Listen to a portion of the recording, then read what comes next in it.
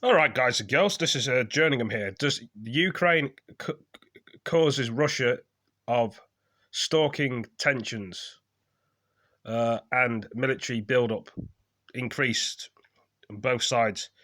Which side would win in the war, Ukraine or Russia, or would it be a draw?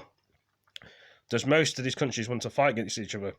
Are they fighting against each other because they want to, because they're bored, because they have to, because they want to take more things from one person to another? I don't want to see who the biggest team is in the war, obviously.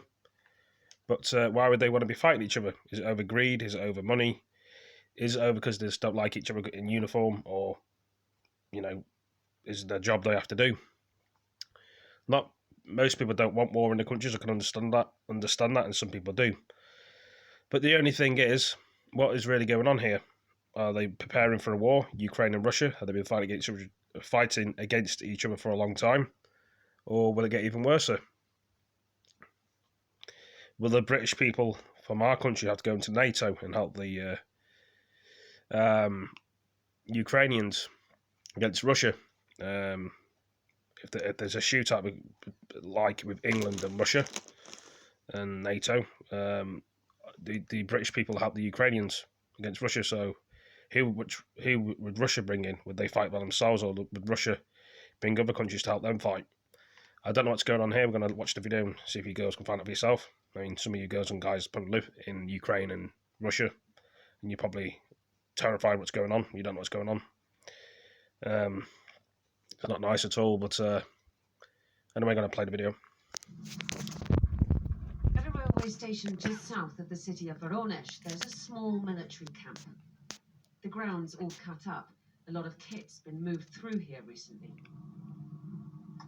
It's ended up at this much larger field camp just down the road. Seems to be a pretty big operation they've got going on here, and that we've driven right Thai into crisps, the middle of. sweet and chicken, The Ukrainian the coins, border is about and the canes. 170 miles southwest. The Russian-backed separatist republics in eastern Ukraine, where there's been a pickup in fighting in recent weeks, are further south still. So it's strange to bring a lot of troops here. There's always been a military base here, but it is massively expanded in the last few weeks. From the satellite imagery, there are more than 500 military vehicles currently based here. From us just driving past, it would appear that there are even more. You can see how they've used the local facilities, the local playground, to do their training exercises.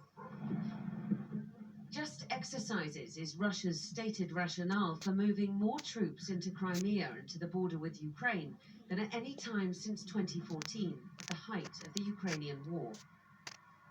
They're coming from far and wide across Russia. From the 76 on these number plates, you can tell these are troops from the Central Military District, at least 700 miles further east. Watering her plants at her dacha right next door, Nina says Ukraine's president should watch his step. Ну, это у них там наверху. Надо узнать. У Зеленского. Чем он думает? Он сказал, я не лох. А если он не будет лохом, то значит ничего не будет. А если будет лохом, значит может и будет. President Zelensky visited the front line this week as Germany's Chancellor asked Vladimir Putin to unwind his military build-up. Well, Germany as well. Russia says what it does on its soil is its business, but has threatened the end of days if Kiev steps up what the Kremlin calls Ukrainian aggression against the separatist regions, where Russia has now supplied passports to more than 400,000 people. Начало боевых действий – это начало конца Украины. Это самострел выстрел себе не в ногу, а в лесу. Если там будет, как говорит наш президент, устроена серебряница, видимо, вынуждены будем стать на защиту. So what's Russia up to? Coercive diplomacy or a prelude to war?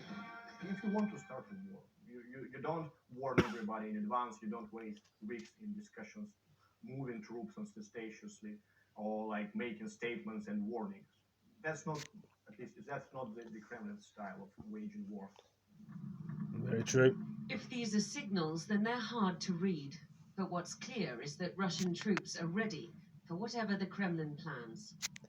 Diana Magnay, Sky News, Riverone. Well, guys and girls, it'd be a scary place for the people that live there in Russia and Ukraine. And some people would hope the Russians and Ukrainians won't go to war. Some people would hope the Russians and Ukrainians would make friends and shake hands. But who knows?